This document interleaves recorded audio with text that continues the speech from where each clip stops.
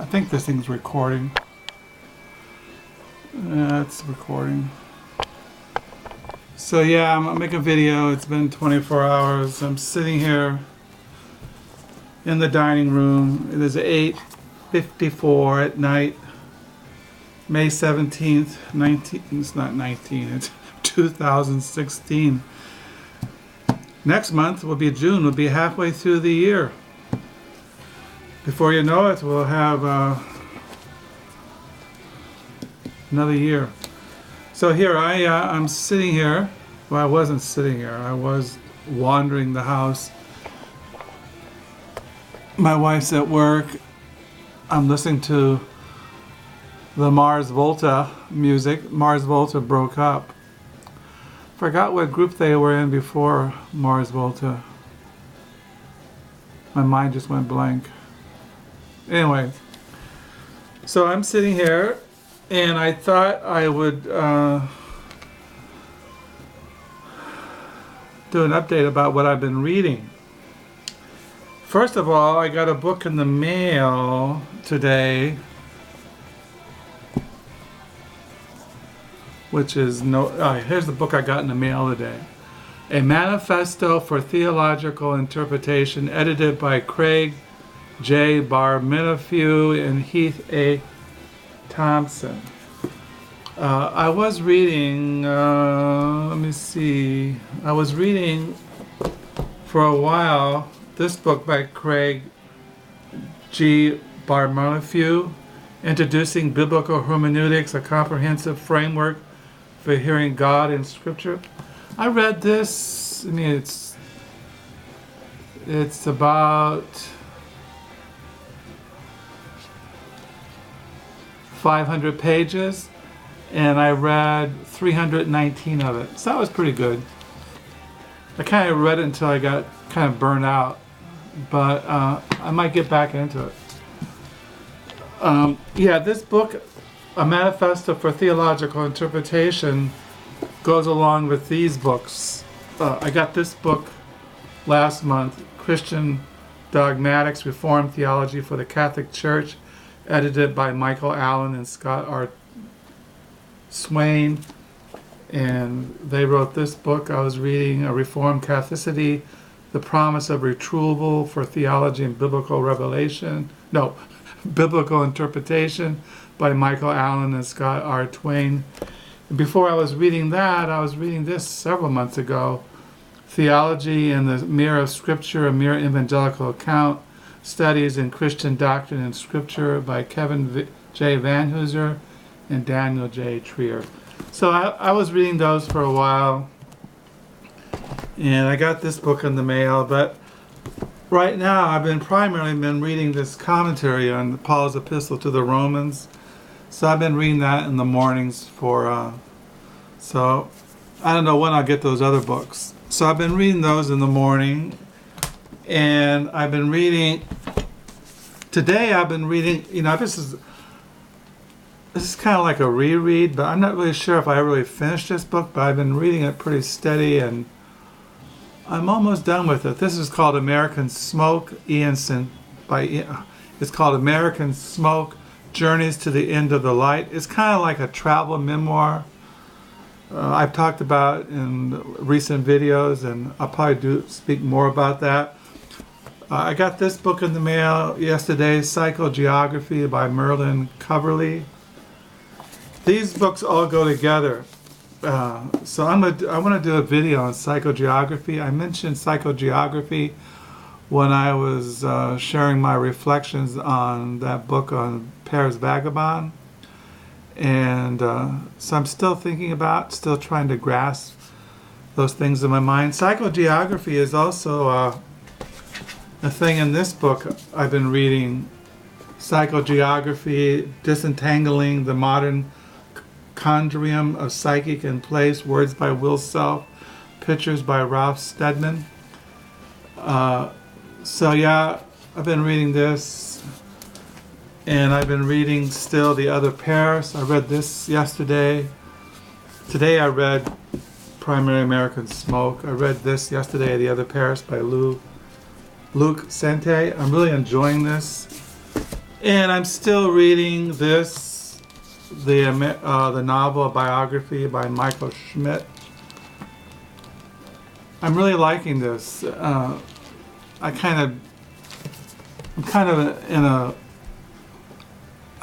bad place. I don't know if I'm in a bad place. I'm kind of, I don't know,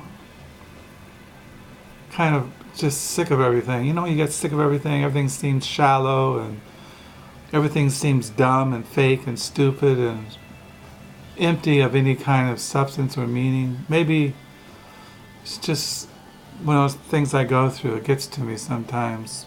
But anyway, I read this too. It's kind of relaxing in a way. Just can dip into it. So I'm reading Psychogeography, the novel biography of American Smoke. I'm reading The Other Paris. I'm halfway through this. I'm gonna get, he has a book, Luc Sante, on New York City, the old New York City, not, the early days of New York City. I have that. I might get that in the future. And I'm reading this Psychogeography. And as far as my diary today, I ended on page 425. Tomorrow is May 18th, 2016. If I don't die in my sleep and if the Lord doesn't come back, I will be tomorrow on page 426 in my 2016 diary. I did go to the thrift stores yesterday and I found this book. I have this, but this is a nice edition. It looks like it was in a gift shop in Granada, Spain. It's called The Tales of the Alhambra by Washington Irving. Washington Irving was an American writer of the 19th century. He wrote Sleepy Hollow, Rip Van Winkle, The Knickerbockers. He wrote a biography on Columbus. He was a diplomat to Spain in the 19th century. He wrote a big biography on Columbus, Washington Irving. Last year or the year before, I read a biography on Washington Irving. But he wrote that book. What's it called? I can't remember. Anyway, Sleepy Hollow, something like that. That's made into a TV show. So I got that. I like this. It has good illustrations around it. Kind of cool. It's kind of cool. The illustrations. It's kind of like something you see in a gift shop. It was printed in Spain. See, it has all these illustrations. And I found that. And then I found this Cormac McCarthy novel, No Country for Old Men. I didn't have this in my collection. I saw the movie a while back. I'm sure the book is better. Cormac McCarthy, No Country for Old Men. And I found this book here, The Closing of the Western Mind, The Rise of Faith and the Fall of Reason by Charles Freeman. That looks pretty interesting. It's like church history. It says here in the back, when Emperor Constantine converted to Christianity in the 4th century AD and declared it the official religion of the Roman Empire, he initiated change that would thrust the Western world into a dark age. Closing of the Western Mind is Charles Freeman's enthralling account of this pivotal point in Western history. Drawing on his encyclopedic knowledge of the ancient world, Freeman shows how the first alliance of the church and state resulted in the abandonment of Greek intellectual tradition. He explains how the efforts of Christian leaders to establish an orthodox and solidify their position within the state led them to stifle debate and descend into paper over doctrinal contradictions. Well, I don't agree with that. I think he's wrong, but I wanted to read it. I've seen those arguments and they're bogus. But anyway, I want to read it. I read things even though I might not disagree with it. I've read things that contradict what this says back here. But Anyway, I got that. And I got this novel called Kate Canarina by William Riveri. It says here this writer, William Riveri, was born in Norfolk, was recently made a Fellow of the Royal Society of Literature. He now teaches at the University of Urbino in Italy. It looked kind of interesting. It was only 60 cents. And I found this book, The Best American Short Stories of the Century, edited by John Updike, co-editor by Katharina Kenninson, expanded edition. I was looking through this, and it had short stories by John Cheever, Nugatoff, a short story by Jean Stanford. I just bought her collected stories. Jean Stanford. Flannery O'Connell. They have in here all kinds of people that I like to read. Susan Sontag, John Updike, Harold Bronke. Just goes on and on. Looks like a good collection of short stories. And I found this book, Nightmare Years, 1930 to 1940, by William L. Schneider. This is a memoir of the life and times. I'm kind of interested in the rise, I'm interested in the 20th century European history. That's why I have other books by William L. Schreiner. I think I have his Berlin diary. He's famous for his book, The Rise and Fall of the Third Reich. And so yeah, I got that. So that's what I got at thrift stores. I got books coming in the mail. I was looking at tonight, I was reading in that book, American Smoke. In it, Ian Sinclair visits Gary Snyder, the poet and naturalist there in Northern California. He hung out with the poet Allen Ginsberg and the writer Jack Kerouac and the writer William Burroughs. But I just read last year or the year before the selected letters of Allen Ginsberg and Gary Snyder, edited by Bill Morgan.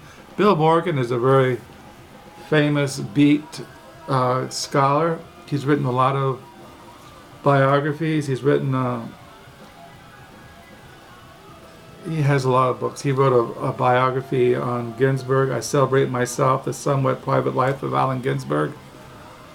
And I was looking at tonight essays by Gary Snyder, The Practice of the Wild, The Good and Wild and Sacred. So that's what I've been reading. That's what's on my mind. I've been reading the Bible. I've been reading through Romans. I think this morning I closed on, I'm still in chapter 1 of Romans. And it says, the verse I stopped at was verse 17. Well, I start with verse 16. For I am not ashamed of the gospel of Christ, for it is the power of God to salvation for everyone who believes, for the Jew first and also for the Greek. For in it, in the gospel, the righteousness of God is revealed from faith to faith. As is written, the just shall live by faith. So that's where I'm at in my Romans commentary. So yeah, tonight I was going to, I was going to put away the American Smoke, and I think I was going to,